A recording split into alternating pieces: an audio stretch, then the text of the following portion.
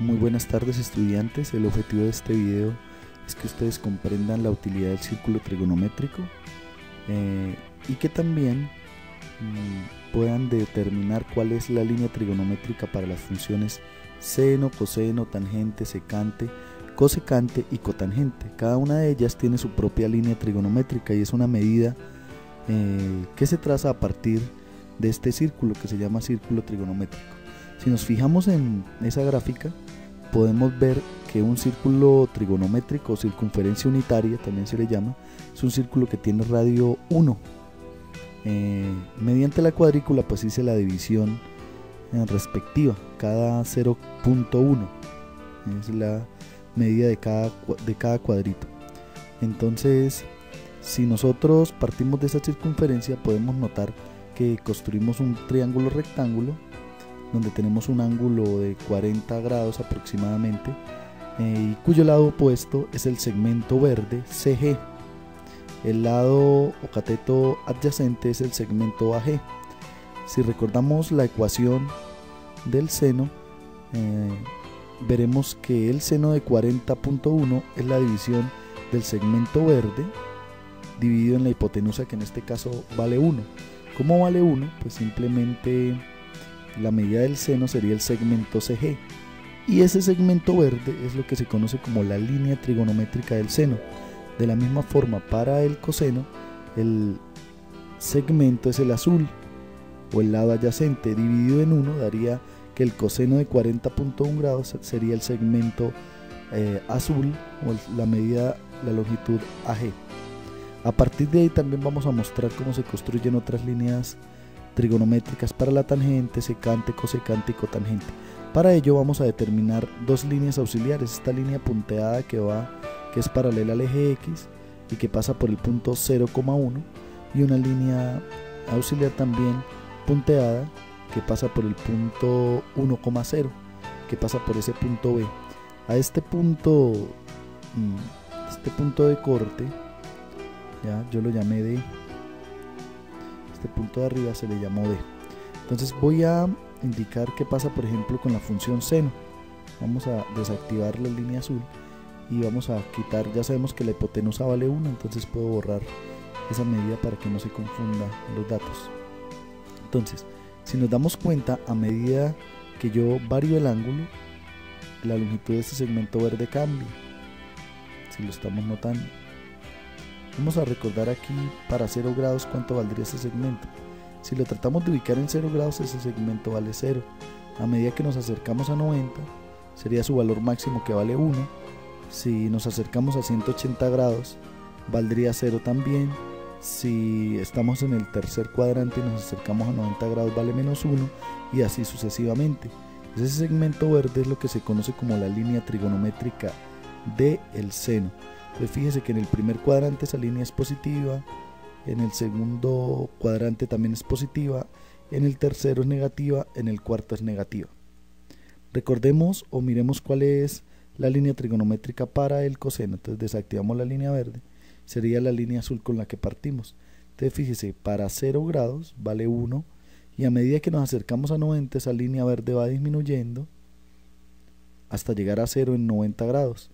Si estamos en el segundo cuadrante en 180, esa línea azul vale menos 1, y a medida que nos acercamos a 270 grados equivale a 0 nuevamente el coseno. Si volvemos a 360, el ángulo sería 1. ¿Cómo se sabe la línea trigonométrica de la tangente? Entonces desactivemos ya el coseno, ese punto G. Entonces, para saber esa medida de un ángulo cualquiera o la línea trigonométrica, lo primero que tenemos que hacer es hacer una proyección. Entonces proyectamos el lado final del ángulo y va a cortar a las dos líneas auxiliares. ¿En qué punto los va a cortar? En el punto E, vamos a activarlo, en el punto E y en el punto F. Entonces tenemos dos puntos. Por ahora el F no lo vamos a necesitar, entonces lo voy a dejar desactivado. ¿Qué es la tangente del ángulo? Entonces, es esta medida, es el segmento EB, que aquí también lo indico, es el segmento EB. Entonces miren cómo a medida, si vale 0 grados, ese segmento naranja tiene una medida de 0 en longitud, pero a medida que nos acercamos a 90 grados, ese segmento tiende a irse al infinito. Cuando pasamos de 90 grados, muy cercano a 90, el segmento aparece en la parte negativa de la línea auxiliar y apenas nos vamos acercando a 180, se va volviendo cero. En el tercer cuadrante nuevamente vuelve a ser la tangente positiva y cuando nos acerquemos a 270, pues la línea, la proyección del lado final nunca va a cortar a la línea auxiliar que es paralela al eje Y, entonces dos rectas paralelas nunca se cortan. Luego en 270 o en 90 la tangente es indeterminada y a medida que nos acercamos a 360 pues nuevamente la tangente vuelve a ser cero. Ahora, para conocer, me gusta seguir con la secante porque también dependiendo de ese punto E se puede determinar. En este caso voy a borrar la tangente, vamos a borrarla y vamos a colocar este segmento fucsia. Entonces la medida AE es lo que se conoce como secante. Entonces para 0 grados vale 1 y a medida que vamos acercándonos a 90 también este segmento empieza a volverse muy grande hasta que en 90 se vuelve infinito. Ese segmento no tiene fin.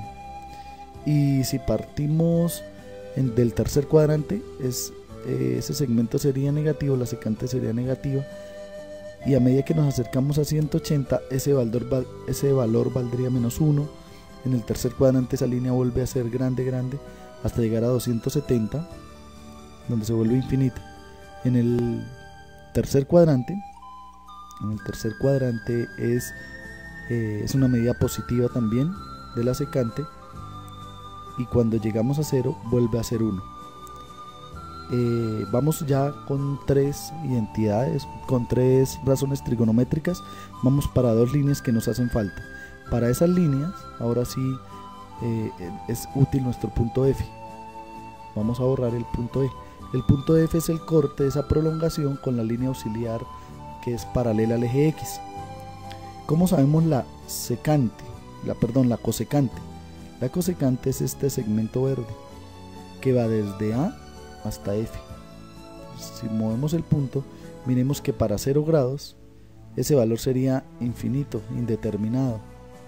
Pero a medida que nos acercamos a 90, esa línea verde se va volviendo más pequeña, en este caso sería 1, el mínimo valor que toma.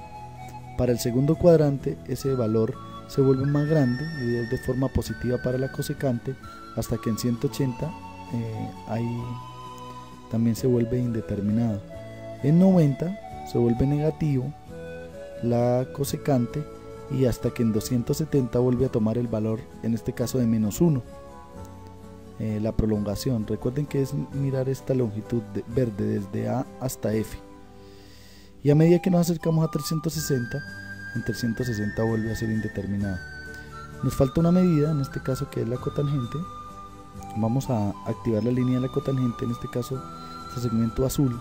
Entonces el segmento para un ángulo determinado va a ser para el 31 grados, por ejemplo, es la medida de F. Si vamos a mirar acá vale 1.63 más o menos esa cotangente. Entonces para 0 grados también es indeterminada porque esa recta nunca se corta. La prolongación del lado final y la recta auxiliar de arriba nunca se cortan. Apenas llegamos a 0, esa medida a 90 grados se vuelve 0, la cotangente. Para 90 sería 0. Para ángulos que estén en el segundo cuadrante empieza a aumentar hasta llegar a 180 de forma negativa y en 180 vuelve a ser indeterminada.